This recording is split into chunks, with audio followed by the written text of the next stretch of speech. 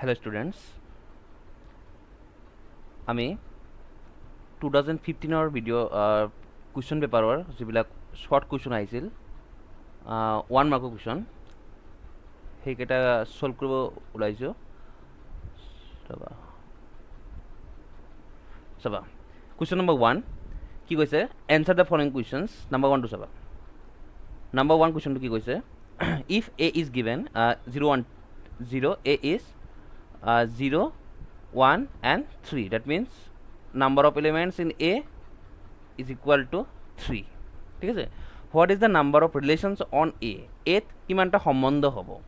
তো সম্বন্ধটো কেনেকুৱা আছিলে, ফাৰ্ষ্ট উলিয়াব লাগে A ক্ৰছ A, হয় না। A ক্ৰছ A যিমানকেইটা ছাবছেট আছিলে, নাম্বাৰ অফ ছাবছেটছ, সেইকেইটা কোৱা হয় ৰিলেশ্যন বুলি, সম্বন্ধ বুলি কোৱা হয়।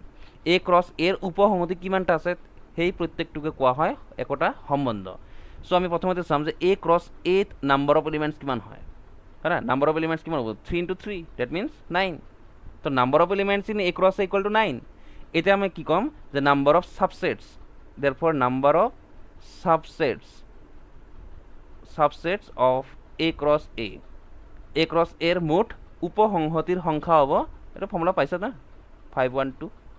এই 512 যে পালোঁ, এই ছাবছেটছকে কোৱা হয়, এই উপসংহতিকে কোৱা হয় একোটা ৰিলেশ্যন। চ' আমি ক'ব পাৰোঁ যে number of relations on A is equal two 2 power 9, that means 512। ঠিক আছে, এইখিনি এনচাৰ হ'ব 512। বুজি পালা? তোমাৰ লাগে নাম্বাৰ অফ ৰিলেশ্যনছ, তাৰমানে নাম্বাৰ অফ ছাবছেটছ। ঠিক আছে, নাম্বাৰ অফ ছাবছেটছ, সেইকাৰণে আমি কি লিখিলোঁ 2 power 9 লিখিলোঁ, আৰু কি হ'ল 512 এনচাৰ হৈ গ'ল। ঠিক আছে, নেক্সট চাবা। বি কি কৈ চোৱা, find the principal value of, year principal value লাগে, মুখ্য মান লাগে। তো চাবা, সাইন ইনভাৰ্স দিয়া আছে, আৰু ইয়াতে তোমাৰ আছে সাইন 3 পাই ডিভাইড বাই 5। যদি মই এইটো লিখি দিওঁ যে 3 পাই বাই 5 যদি লিখি দিওঁ, এইটো তোমাৰ এই যিটো সাইন ইনভাৰ্সৰ কাৰণে এইটো ৰেঞ্জ, এই ৰেঞ্জত নাথাকে, এইটো হয় না, এইটো নাথাকে। তো নাথাকে, সেইকাৰণে আমি কি, আমি এইটো ডাইৰেক্ট লিখিব নোৱাৰোঁ। মই যে এইখিনি লিখিলোঁ, এইখিনি লিখিব নোৱাৰোঁ। ঠিক আছে, তো ইয়াতে অলপ চেঞ্জ কৰিব লাগিব, যাতে এই যিটো ভিতৰৰখিনি ভেলু আছে 3 পাই বাই 5 যাতে কমি যায়। তাৰমানে এইটো 90 ডিগ্ৰীতকৈ বেছি হৈ আছে। তুমি যদি কনভাৰ্ট কৰি চোৱা বুজি পাবা। 180 ডিভাইড বাই 180, 3 into 180 ডিভাইড বাই কিমান আছে 5, হয় না। তো তোমাৰ এইটো যদি কেঞ্চেল কৰা কিমান হ'ব, 36 into 3 কিমান হয় 108। তো 90 ডিগ্ৰীতকৈ বেছি হৈ আছে, হয় না। তো 90 ডিগ্ৰীতকৈ যদি বেছি হয়, তাৰমানে এইটো কমাব লাগিব, তেতিয়াহে তোমাৰ এইটো এইখিনিৰ ভিতৰত থাকিব, -5/2 পৰা +5/2, হয় না নাই, কমাব লাগিব, তেতিয়াহে ইয়াৰ ভিতৰত সোমাই যাব। গতিকে ইয়াতে আমাৰ কমাব লাগিব, হা, ৰিডিউচ কৰিব লাগিব। তাৰমানে 3 পাই বাই 5 যিটো আছে, সেইটো বেছিকৈ দিয়া হৈছে, এইটো কমাব লাগিব। চাবা, এইটো আমি এইটো লিখিব পাৰোঁ যে সাইন ইনভাৰ্স সাইন 3 পাই বাই 5ক আমি লিখিব পাৰোঁ না, যে পাই মাইনাছ 3 পাই বাই 5। চোৱাচোন লাইনটো পাৰোঁ না নাই, হয় না। কাৰণ সাইন পাই মাইনাছ এক্স কি হয়, সাইন এক্স হয়। তো সাইন এক্সক আমি কি লিখিব পাৰোঁ, sine pi minus x. So' আমি নেক্সট লাইনটো লিখিব পাৰোঁ যে সাইন ইনভাৰ্স সাইন মাইনাছ কৰিলে কিমান হয় চোৱা, 2 পাই ডিভাইড বাই 5। এতিয়া আমি ইয়াৰ পৰা লিখিব পাৰোঁ 2 পাই বাই 5, আৰু এই 2 পাই বাই 5 তোমাৰ যিটো -π/2 পৰা +π/2 ইয়াৰ ভিতৰত সোমাই আছে, হয় না, ইয়াৰ ভিতৰত সোমাই আছে। তুমি চেক কৰিব পাৰা, 2 into 180 2 into 180 ডিভাইড বাই 5 কিমান হ'ব, 72 ডিগ্ৰী হ'ব না। তো ইয়াৰ ভিতৰত আছে, তো এইখিনি এনচাৰ হৈ আছে, 2 পাই বাই 5 এনচাৰ। বুজি পালানে? কিতাপত আহিছে না, কিতাপত আছে এইবিলাক। নেক্সট চাবা, কুৱেশ্যন নম্বৰ চি কি কৈ আছে, এটা মেট্ৰিক্স আছে 5 6 7, ইয়াৰ অৰ্ডাৰ কোৱা, এটা ৰ' 3টা কলম, তো 1/3 অৰ্ডাৰ। তাৰ লগত মেট্ৰিক্স আছে এ, হয়, আৰু ইয়াতে কৈছে কি যে 13 আৰু 23, ইয়াৰ অৰ্ডাৰ কি, ৰাইট ছাইড যিটো মেট্ৰিক্স আছে ইয়াৰ অৰ্ডাৰ হ'ব 1/, কিমান হ'ব 2, হয়। এতিয়া তুমি চাবা, এইটো হৈছে মাল্টিপ্লাই, এৰ লগত মাল্টিপ্লাই হৈছে। তো মাল্টিপ্লাই হ'ব গ'লে তোমাৰতো ইয়াতে যদি 3 আছে, তাৰমানে নাম্বাৰ অফ কলম যদি 3 আছে, তো নাম্বাৰ অফ ৰ' 3 হ'ব লাগিব। এই দুটা সেম হ'ব লাগিব না, এই দুটা সেম হ'ব লাগিব, তেতিয়াহে মাল্টিপ্লিকেশ্যন পচিবল হয়। ঠিক আছে, এতিয়া চাবা, প্ৰথমটো 1 আছে, ইয়াৰে প্ৰথমটো চোৱা 1 আছে, মিলছে। লাষ্টতো কি লাগে 2 লাগে গতিকে ইয়াতে তোমাৰ 2 দিলেহে তোমাৰ এইটো 1/2 মেট্ৰিক্স হ'ব গতিকে তোমাৰ ইয়াতে কি ক'বা যে এ যেটো অৰ্ডাৰ হ'ব হেটো হ'ব 1/2 1/2 যদি দিয়া সৰি 1 নহয় 3/2 3 লিখিছো না মই 3/2 এর অর্ডার হব 3/2 ঠিক আছে ইয়ার অর্ডার হয়েছে 1/3 এর অর্ডার হয়েছে 3/2 তো 3 আর 3 বাদ যাব থাকিব 1/2 না আমার এইটো 1/2 আছে তো অ্যান্সারটো হব 3/2 3/2 হয়েছে এর অর্ডার ঘাত ঠিক আছে নেক্সট হবা question number D if A is a non singular matrix যদি এ এটা অক্ষীয়মান মূলক হয় নন সিঙ্গুলার মানে বোঝায় যে ডিটারমিনেন্ট অফ এ ঠিক আছে ডিটারমিনেন্ট অফ এ তোমার কি নন জিরো বোঝায় হয় তোমার determinant of A is not equal to zero এটা কোয়া হয় নন সিঙ্গুলার ঠিক আছে নন সিঙ্গুলার তো determinant of A non zero such that কি কৈ আছে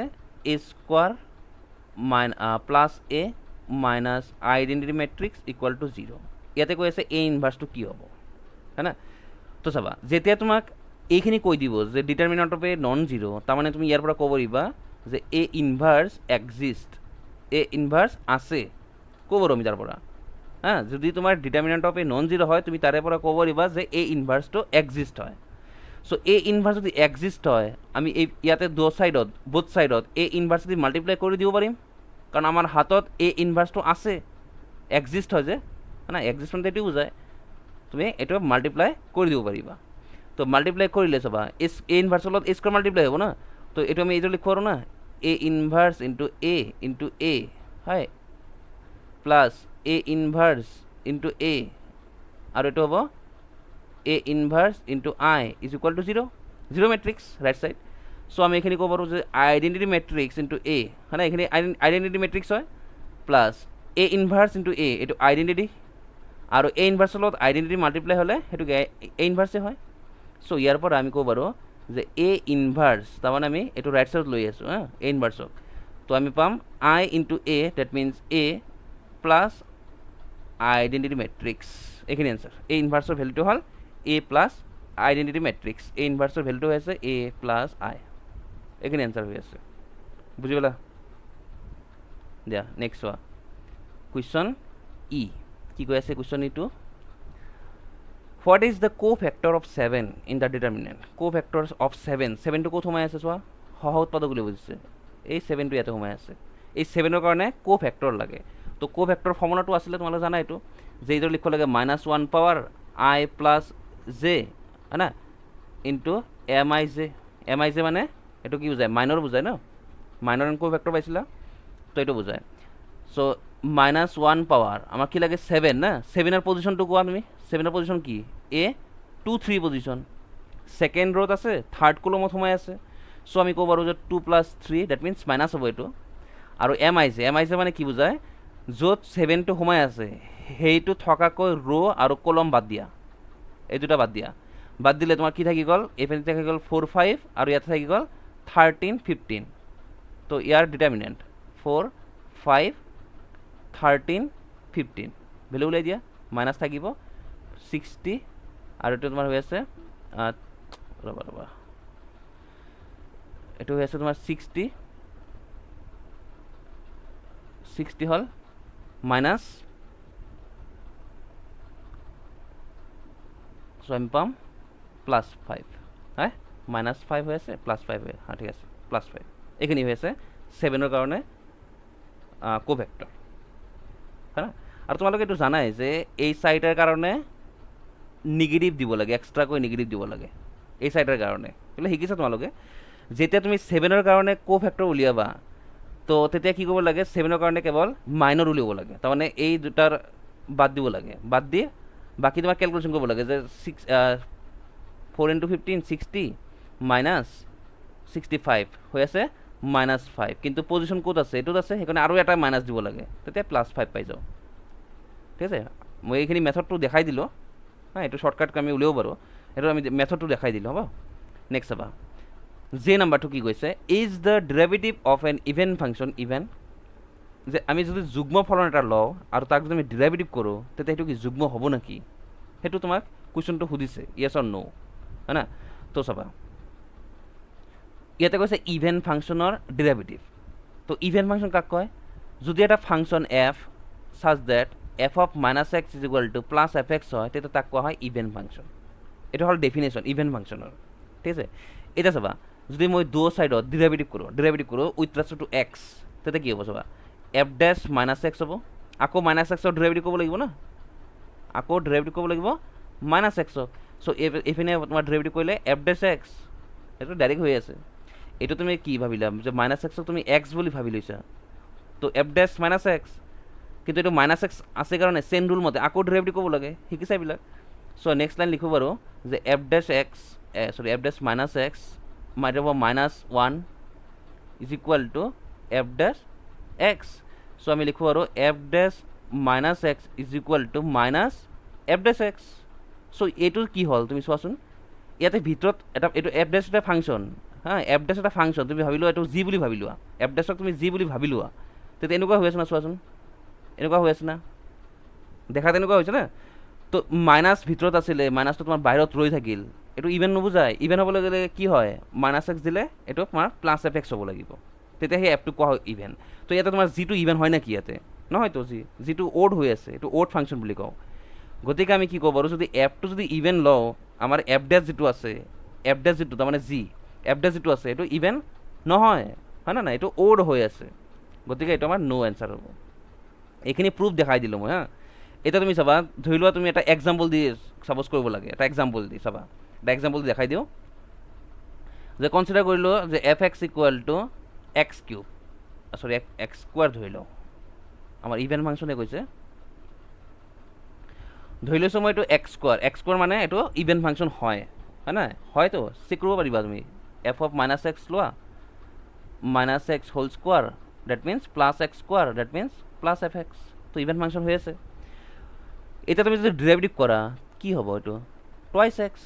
হয় নাই তো টুৱাইছ এক্স যে হ'ল এতিয়া এই ফাংচনটোক তুমি ভাবি লোৱা জি বুলি ভাবি লোৱা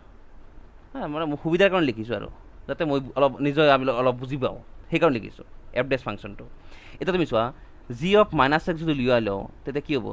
2 into minus x that means minus twice x that means minus G x গতিকে কি হ'ল অ'ড হৈ গ'ল না জিটো অ'ড ফাংচন হৈ গ'ল গতিকে আমি এফটো লৈছিলোঁ ইভেন জি হ'ল অ'ড ফাংচন গতিকে এটা ফাংচন যদি ইভেন হয় তাৰ ডেৰিভেটিভটো ইভেন নহয় এইটো হয় odd function similarly the derivative of an odd function is always even even ফাংচনৰ ডেৰিভেটিভ অ'ড হয় অ'ড ফাংচনৰ ডেৰিভেটিভ ইভেন হয় ঠিক আছে এইটো মনত ৰাখিবা হ'ব দিয়া নেক্সট চাবা জি নম্বৰটো চোৱা কি কৈছে is the function f x equal to x square for x belongs to real number increasing এইটো হয় নেকি ইনক্ৰিজিং ফাংচন হয় নেকি ইনক্ৰিজিং ফাংচন কাক কয় যেতিয়া গোটেইকেইটা ৰিয়েল নাম্বাৰৰ কাৰণে এইটো ইনক্ৰিজ হ'ব তেতিয়াহে কিন্তু তুমি যদি এক্স স্কুৱাৰৰ কাৰ্ভটো লক্ষ্য কৰা এক্স স্কুৱাৰৰ কাৰ্ভ পাইছা আগৰ পৰা পাই আছা পেৰাবোলা পাইছাতো হয় না Y equal to x square এইটো পেৰাবোলা বুলি কওঁ না অধিবৃত্ত চ' ইয়াৰ কাৰ্ভটো এনেকুৱা হয় তো এটা তুমি চোৱা ৰিয়েল নাম্বাৰৰ কাৰণে কি হৈ আছে ইয়াৰ পৰা তুমি যদি লেফ্ট ছাইডৰ পৰা ৰাইট ছাইডত যোৱা প্ৰথমতে কি হৈছে কমি আছে কাৰ্ভটো আকৌ যেতিয়া জিৰ'তকৈ ডাঙৰ যাবা তেতিয়া কি হয় বাঢ়ি আছে তো ডিক্ৰিজ হৈ আছে ইনক্ৰিজ হৈ আছে গতিকে এইটো ইনক্ৰিজ নহয় হয় না এইটো ইনক্ৰিজিং নহয় ইনক্ৰিজিং হয় কেতিয়া হয় যেতিয়া তোমাৰ এক্সৰ ভেলুটো হ'ব গ্ৰেটাৰ দেন 0 তেতিয়াহে হয় জিৰ'তকৈ বেছি হ'লে সেইটো ইনক্ৰিজিং ফাংচন হ'ব আদাৰৱাইজ নাই হ'ব তোমালোকে এইবাৰ উঠাই দিছে সেইখিনি ইনক্ৰিজিং ডিক্ৰিজিং সেইখিনি উঠাই দিছে নেক্সট চোৱা এইজ কি কৈছে what are the direction cosines of the vector direction cosines কৈছে দিশাংশ কি হ'ব দিশাংশ তো প্ৰথমতে কি কৰিবা দিশানুপাত উলিয়াবা হা ডাইৰেকশ্যন ৰেচিঅ'ছ তো ডাইৰেকশ্যন ৰেচিঅ'ছটো প্ৰথমতে উলিয়াই লওঁ ডাইৰেকশ্যন ৰেচিঅ'ছ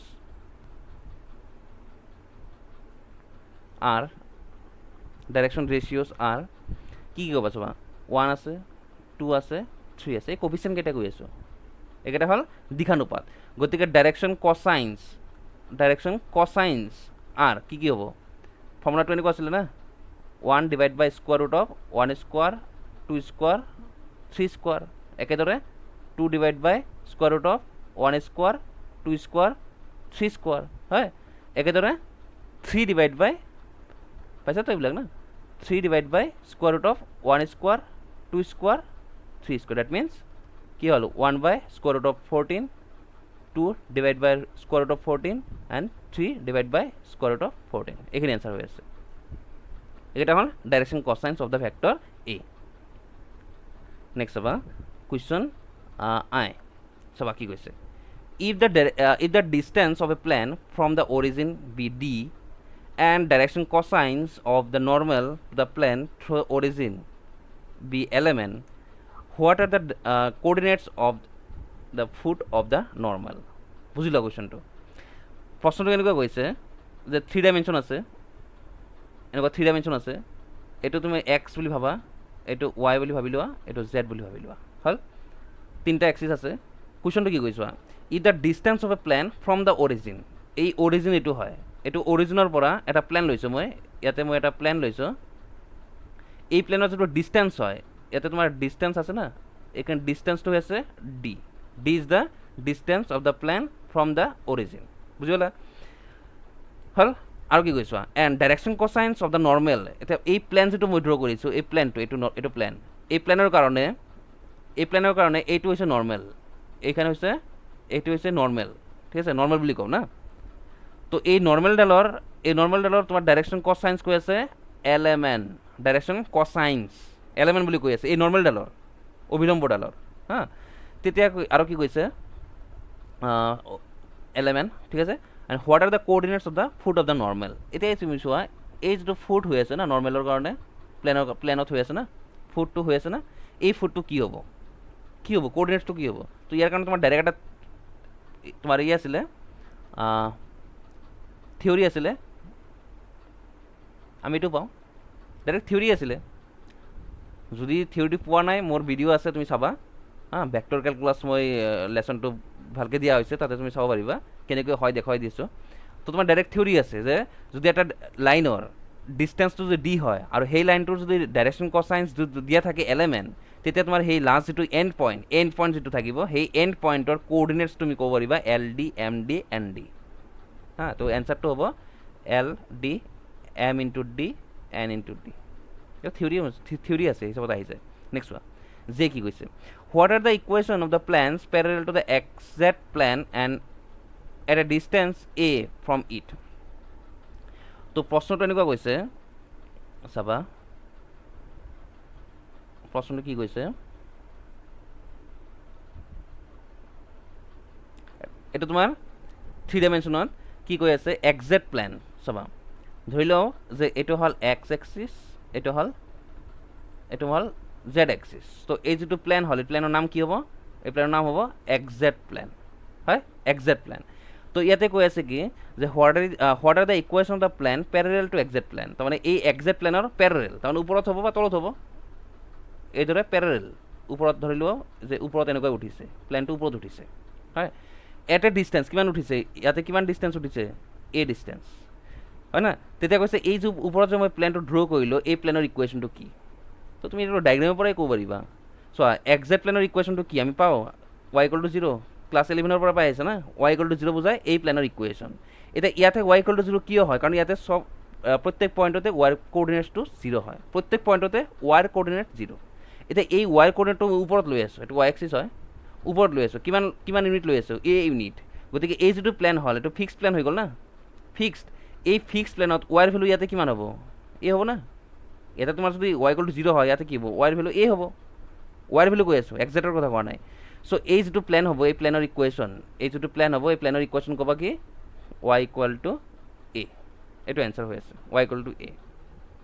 ঠিক আছে তোমালোকে এখিনি পাইছা যে xy প্লেনৰ ইকুয়েশন z = 0 এটো পাইছা আৰু xy প্লেনৰ যদি ক প্যারালাল বুলি কৈ দিও